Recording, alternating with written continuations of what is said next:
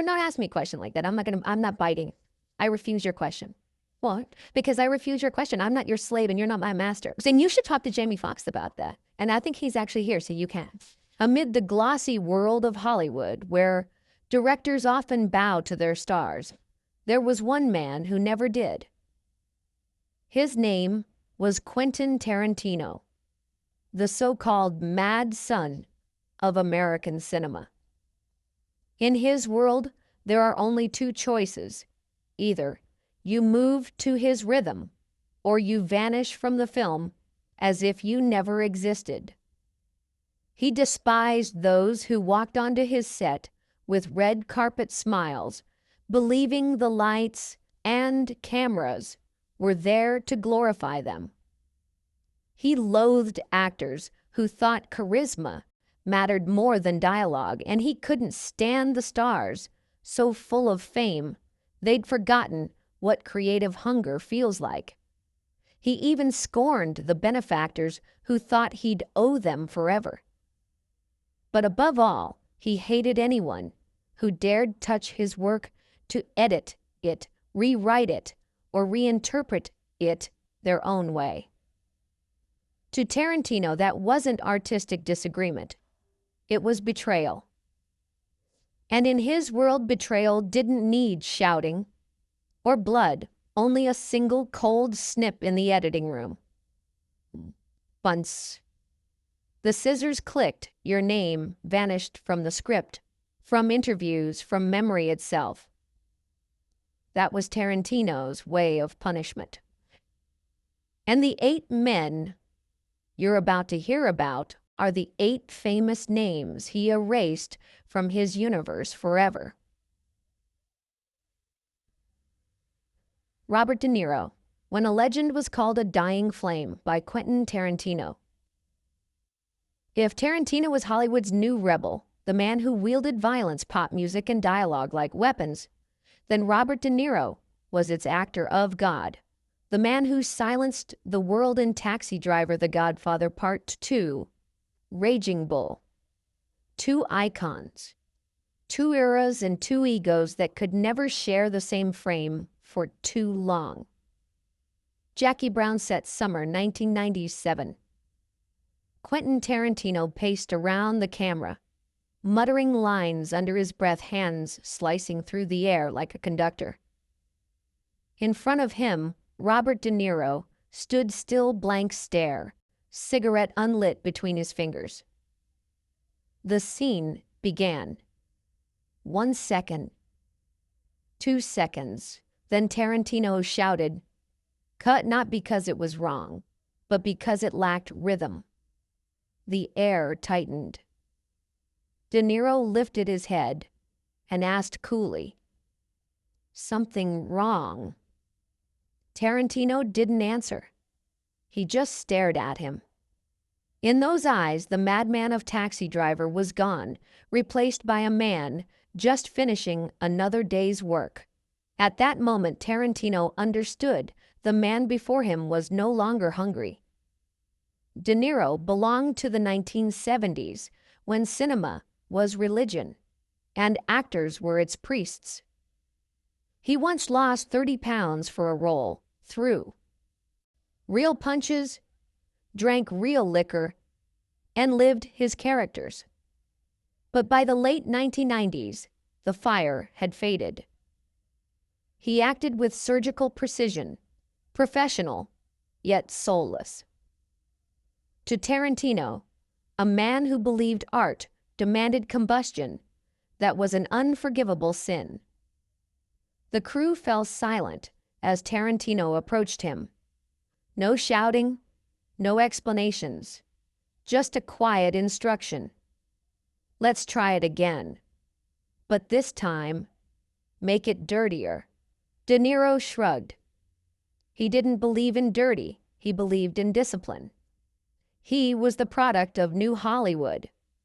Tarantino was the child of the video store, raised on pulp violence, pop music, and scratched Italian film reels. Between them lay a gulf wide as 2 religions. Days later, Tarantino began avoiding De Niro's eyes. he filmed Samuel L.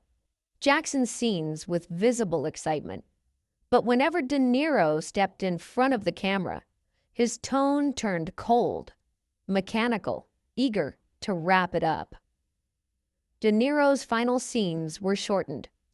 Many takes vanished from the final cut. When the film premiered, Tarantino praised the cast, all except one. Everyone in the industry knew why. Tarantino couldn't stand how De Niro carried himself on set, silent, regal, flawless, but detached. He despised stars who were full calm, confident that fame could replace fire. Tarantino didn't want kings. He wanted mercenaries, not perfection, passion. After Jackie Brown, they never worked together again. De Niro kept acting, collecting awards, standing on podiums. Tarantino kept searching for the hungry, the ones willing to bleed sweat and scream for a shot. He never spoke De Niro's name again, but friends said that when asked about Jackie Brown, Tarantino would only shrug. It's a good movie, but it's not hot. Perhaps to him, Robert De Niro was no longer the blazing fire of Taxi Driver, but the dying ember of a past era, something he both revered and resented. In Tarantino's world, everything cold must be cut. He didn't hate De Niro for being bad. He hated him for embodying what Tarantino feared most: comfort, pride, and that quiet moment when an artist stops risking everything and becomes a monument. In Tarantino's world, that isn't glory. It's a slow death. If The Clash with Robert De Niro was a cold duel between two egos, then Tarantino's next encounter would prove something else: that some men don't need to act to make an entire film set tremble. Lawrence Tierney, when a hero became Quentin Tarantino's nightmare. Before Quentin Tarantino became famous for blood on screen, he faced a man who brought real violence to the set: Lawrence Tierney. The man Tarantino had idolized since childhood would become his first true nightmare in filmmaking.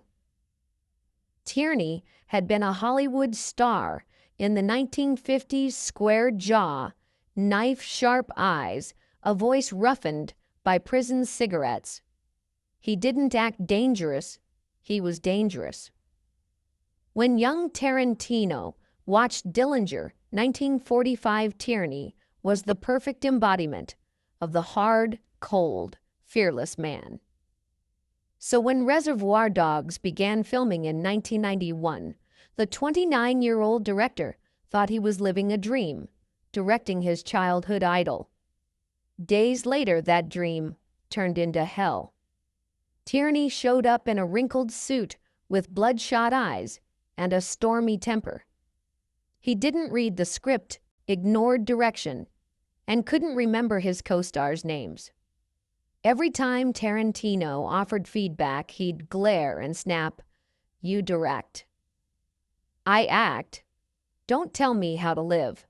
The crew quickly realized they were working with a live grenade. Michael Madsen, Tarantino's close friend, later said an every day on set was a gamble. You never knew if he'd act or explode.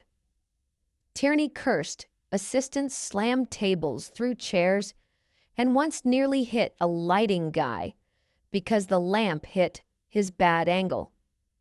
Tarantino, young, nervous, untested, now had to face a man twice his age, twice his fame, and 10 times his fury. The breaking point came during a late-night shoot. Tierney forgot his lines. Tarantino tried to remind him. The old man smirked, "Kid, what the hell do you know about acting?" Silence. Tarantino stared for 3 seconds.